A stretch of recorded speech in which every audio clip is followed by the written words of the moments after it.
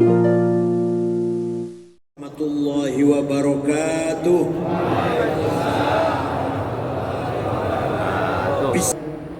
Sadatana habaibana ahla bait Rasulillah tahirin azzahumullah. Yang saya tahu sedikit Habib Salim Jindan, Habib Saif, siapa lagi? Mohon maaf saya gak tahu satu persatu.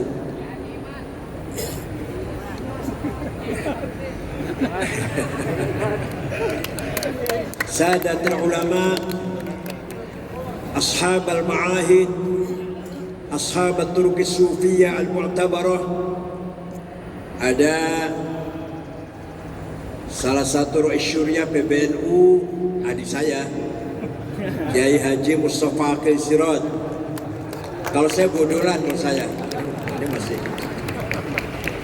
Akhil Aziz al-Muhtaram, Habibi wa Rahimi, Kiai Haji Misbahul Munir, sahib muassasah Aswaja Center. Ada juga mantan Ketua PBNU Kiai Haji Abdul Malghoni, bodolan PBNU sama dengan saya. Para pejabat pemerintah, terutama Bapak Kapolri yang diwakili oleh Brigjen Bapak Brigjen Jati, semoga Bapak Kapolri diberikan kekuatan lahir batin. Sadati wa sayyidati anisati ashabi wa zumalai abnai wa banati ayyuhal khudur. Untuk pertama kalinya saya bergabung dalam rangka mensyiarkan haul dzikra wafati haula'i auliya'illahi tis'ah, haul wali ini saya baru pertama kali nih menghadiri acara haul wali songo. Kalau haul Sunan Ampel, Sunan Bonang sudah pernah, tapi haul wali songo baru kali ini, yang digagas oleh Akhil Aziz al-Muhtaram Kiai Haji Misbahul Munir. Apa tujuannya haul?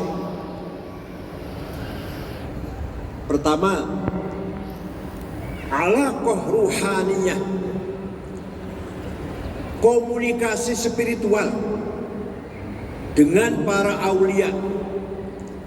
Ruhani kita ini, ruh kita ini juz'i, parsial, sendiri-sendiri. Ruhnya Mas Hasan, Mas Abu Bakar, Said Akil, sendiri-sendiri ruhnya ini. Terhalang oleh fisik. Terhalang oleh fisik. Hawa nafsunya geragas, hubbud dunya, hubbul jah, hubbul istimta', hubbul tamattu' dengan syahwat. Maka rohnya sudah parsial, kotor, juz'i dan kotor. Maka harus selalu melakukan alaqah, hubungan dengan arwah universal at-tahirin, ruhnya orang-orang yang soleh yang sudah menjadi ruh universal, ruh kulli. Jadi para orang soleh, aulia, ulama kalau sudah wafat bergabung dengan arwahnya para anbiya, para rasul, menjadi ruh kulli, ruh universal, kembali menjadi al-a'yanut thabitah, entitas laten yang kalau bahasa gampangnya alam arwah dulu. Ketika kita ditanya alastu bi rabbikum, jawabnya qalu bala syahidna. Di sana arwah tahirah, ruh yang suci, ruh universal yang semuanya mentauhidkan Allah ketika itu. Nah, arwahnya orang soleh, para ulama, para aulia bergabung dengan para arwahnya para nabi, para rasul, kembali menjadi arwah universal seperti dulu ketika zaman alam arwah. Itu bahasa awam. Kalau bahasa filosofinya namanya al-a'yanut thabitah, entitas laten merupakan faidul muqaddas dari asma Allah faidul aqdas dari dadatul mutlaqah al-mujarradah an ismi idafat the absolute one existence without relation. Kalau orang paham sampai.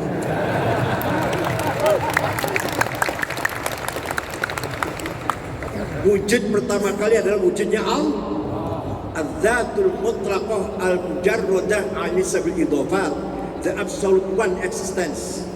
Dat satu yang tidak butuh siapa-siapa, tidak butuh relasi, tidak butuh artikulasi. Kemudian terjadi al-faidul aqdas, emanasi yang sangat suci. Maka muncullah asma-asmanya yang 99. Setelah asma 99 butuh relasi, pasti ada relasi, pasti ada artikulasi. Contoh misalkan nama Allah Al-Khaliq, ya harus ada makhluk. Tidak sekali-kali namanya Al-Khaliq, pasti ada makhluk. Ar-Razik, ya pasti ada marzuk, yang memberi rezeki yang harus ada yang diberi rezeki. Al-Alim, yang mengetahui, ya harus ada yang diketahui. Maka asma Allah pasti otomatis akan ada relasi dan artikulasi. Dari asma Allah itulah maka lahir alam arwah atau al-a'yanut tabitah, entitas laten merupakan al-faidul muqaddas. Dari a'yanut tabitah maka terjadi tajalli ghaibi, muncullah yang namanya Nur Muhammad al-haqiqah al-muhammadiyah. Dari Nur Muhammad itulah akan terjadi tajalliyat, tanazzulat, ta'ayyunat, maka lahirlah alam semesta ini. Paham betul? Saya paham begini 3 tahun sampai 10 menit paham, gak mungkin. Jadi alam semesta ini semuanya merupakan tajalli dari asma'nya Allah. Asma'nya Allah tajalli dari zatnya Allah. Melalui tajalli tadi, melalui Nur Muhammad atau al-haqiqah al-muhammadiyah. Wa ma khalaqnas samawati wal arda illa bil haqq. Tidak sekali-kali saya ciptakan langit bumi kecuali dengan al-haq al-makhluqu bih, yaitu Nur Muhammad. Para wali songo adalah auliaillah yang sangat berjasa besar menyebarkan agama Islam di Nusantara, bukan hanya di Jawa. Di Nusantara menghadapi kekuasaan dominasi agama Hindu dan Buddha. Hindu yaitu kerajaan Empire Majapahit yang berkuasa sampai ke Filipina Selatan, Sri Lanka, Nusantara inilah semuanya.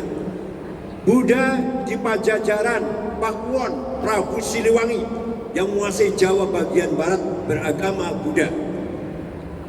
Wali Songo mendakwahkan Islam bisa diterima oleh masyarakat Jawa yang Hindu dan Buddha tanpa kekerasan, tanpa perang, tanpa bom, tanpa takbir, tidak ada.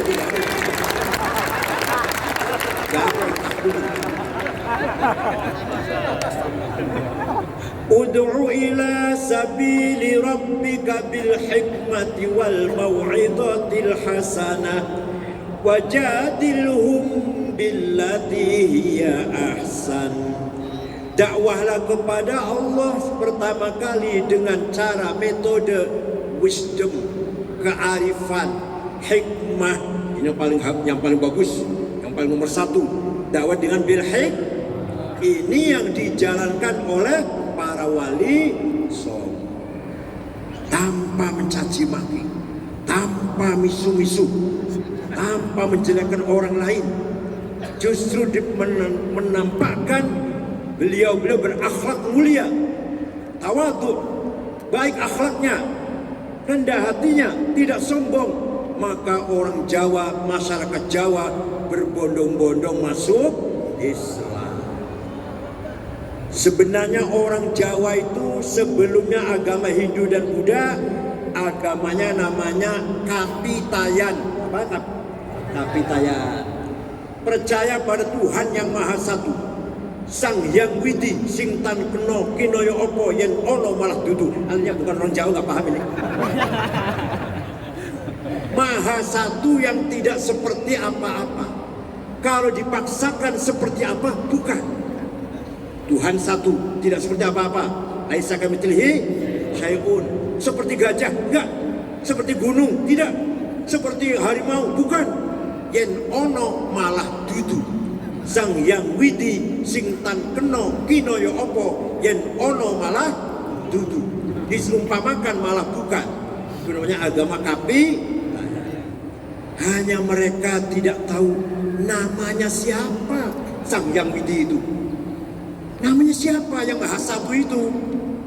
Datang agama Hindu, percaya bahwa Tuhan ada 3. Kemudian datang agama Buddha. Datang agama Islam, menegaskan Tuhan yang satu itu ada namanya Allah. Nah ini yang sedang tunggu-tunggu oleh kita ini. Ini yang sedang kita cari-cari. Namanya siapa Sang Hyang Widi itu? Ternyata namanya Allah. Dengan berbagai cara dakwah yang luar biasa, kita harus berterima kasih pada Wali Songo. Umat Islam Nusantara yang tidak mau menghormati Wali Songo, tidak mau membacakan Fatihah untuk Wali Songo, tidak mau ziarah kubur Wali Songo, orang yang tidak punya adab.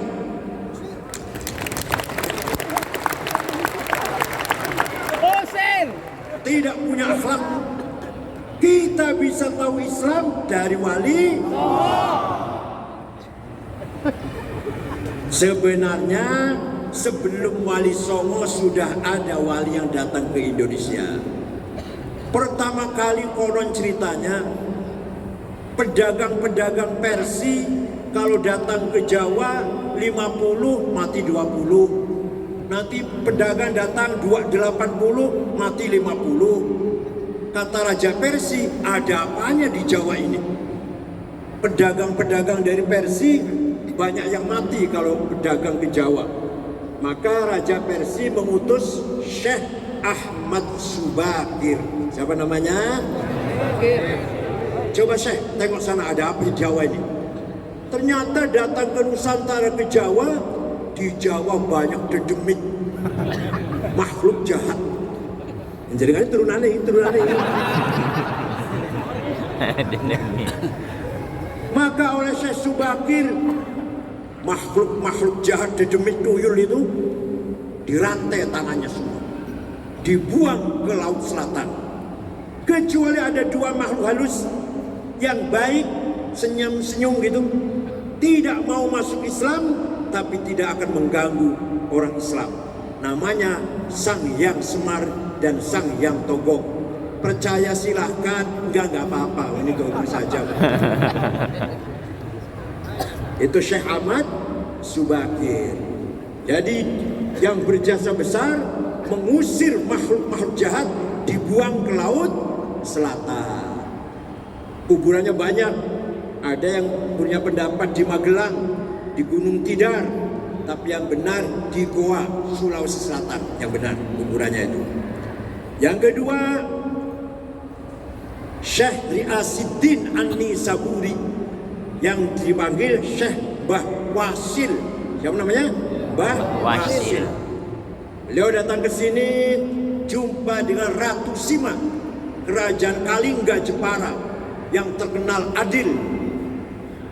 Ratu Sima tidak mau masuk Islam, tapi mendengarkan, mengikuti nasihat pengarahannya Syekh Mbah Wasil, sehingga beliau Ratu Sima menjalankan pemerintahannya dengan adil, disenangi oleh rakyat. Itu kerajaan ada di Jepara. Kemudian Syekh Wasil bergaul atau kenal dengan Raja Doho, namanya Joyoboyo. Namanya siapa? Joyoboyo. Syekh Wasil punya kitab, namanya kitab Al-Asrar, kitab rahasia, bahasa Arab. Diajarkan kepada Raja Joyoboyo yang isinya memprediksi tanah buat, memprediksi apa yang akan terjadi masa yang akan datang. Sekarang terkenal dengan buku Ramalan Joyoboyo. Padahal itu asli kitab bahasa Arab. Kitabnya siapa? Syekh Wasil. Namanya Al-Asrar, Kitabul Asrar. Kuburnya di mana Syekh Wasil? Di Masjid Gedong Kediri Kota. Apa namanya? Setara Gedong Kediri Kota.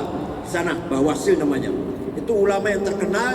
Yang kedua, ada lagi ulama besar tahun 1430 membangun pesantren pertama di Jawa Barat. Hati-hati kalau Jawa Barat, hati-hati. Terutama dengan orang Cirebon, terutama hati-hati. Di Rengas Dengklok, Cina, namanya Syekh Hasanuddin. Tapi karena ahli qiraat, qori, suaranya enak, hafal Quran, dipanggil Syekh Kuro. Siapa namanya? Qori, itu qori. Ngajarkan agama Islam, pesantren, ngajarkan Quran. Raja Prabu Siliwangi, Pangeran Pamanah Rasa marah, ada agama baru dari selatan, dari Kawali Ciamis, sekarang di Kawali pusatnya kerajaan Pajajaran, Pakuan, Galuh Pakuan. Oke. Berangkat ke Rengas Dengklok Kerawang, saya bunuh. Agama apa ini baru ini? Setelah sampai di sana di Rengas Dengklok, ada santrinya Syekh Kuro, perempuan lagi baca Quran. Suaranya merdu, lagunya enak, orangnya cantik, kutilang, kuning, tinggi, langsing. Sulit carinya. Kalau kebalikannya banyak, hitam, gembrot, pendek, banyak. Itu Raja Pamanah Rasa, jangankan mau membunuh atau nempeleng Syekh Kuro, malah kelepak-kelepak jatuh cinta. Langsung sama Syekh Kuro, mau disampaikan untuk saya saja. Namanya Subang Larang, putrinya Ki Gede Tapa. Ki Gede Tapa itu adalah kepala pelabuhan Cirebon. Coba Cirebon lagi, Masya Allah. Ki Gede Tapa melamar. Kata Syekh Kuro, ya silahkan, tapi syaratnya kamu masuk Islam. Udah masuk Islam lah, gampang. Baca syahadat. Setelah masuk Islam, ada mas kawinnya. Udah saya cari pasar lah. Apa maunya? Lintang kerti, tasbih. Tasbih ini bahasa Cirebonnya lintang kerti, tasbih. Saya cari di pasar, gak ada di sini. Ada di Arab, di Mekah, Jeddah, Madinah ada. Udah saya terbang ke sana, ambil tasbih. Keluar dari rumahnya Syekh Kuro, Prabu Siliwangi baca mantra, Hong, biasa terbang, Hong, macet. Sekali lagi, Hong, gak bisa terbang. Sekali lagi, Hong, gak bisa terbang. Kata Syekh Kuro, kamu itu udah masuk Islam. Kalau mau terbang, baca Bismillahirrahmanirrahim. Hongnya baca. Bismillah dulu. Nur dia. Bismillahirrahmanirrahim. Hong. Langsung terbang ke sana. Tidak lama bawa tasbih. Itu barangkali dongeng ya. Dongeng itu ya. Tapi yang jelas fakta sejarah, terjadi pernikahan antara Prabu Siliwangi Pamanah Rasa dengan Subang Larang. Jadi Prabu Siliwangi punya istri 3, beragama Hindu. 1 namanya Ambit Kasih, beragama Buddha namanya Ratu Aci Putih, beragama Muslim namanya Subang Larang. Terjadi pernikahan. Tapi konon Prabu Siliwangi murtad, keluar dari Islam. Masuk Islamnya hanya karena ingin menikah dengan Subang Larang. Tapi nanti punya anak 3, semuanya pejuang Islam. 1 Syekh Rahmatullah yang dipanggil dengan Prabu Kian Santang, yang mengislamkan seluruh masyarakat Parahyangan, kecuali ada 1 patih tidak mau masuk Islam, namanya Patih Pucukumun. Tetap agamanya Karuhunan Sunda Wiwitan. diikuti oleh suku Badui sampai sekarang di Malimping, Lebak, Banten. Nih, belum muslim kan sih? Nggak sejarin, nggak tahu ya sejarinnya? Enggak. Belum muslim main. Baru tahu. Dan Prabu Kian Santang lah yang mengislamkan seluruh masyarakat Sunda.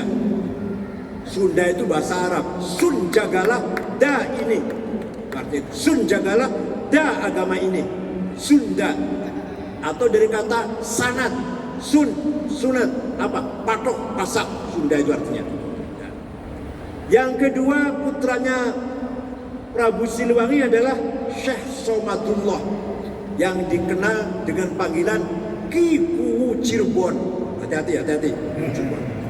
Beliau sakti, punya ilmu 3. 1, Aji Dipa. Apa? Paham, mengerti tentang bahasanya binatang. Semut kalau lagi bicara, paham beliau. Apa? Lalat kalau lagi ngomong, paham dia. Kambing kalau lagi ngomong, paham dia. Namanya Aji apa namanya? Aji Dipa. Yang kedua, Titi Murti.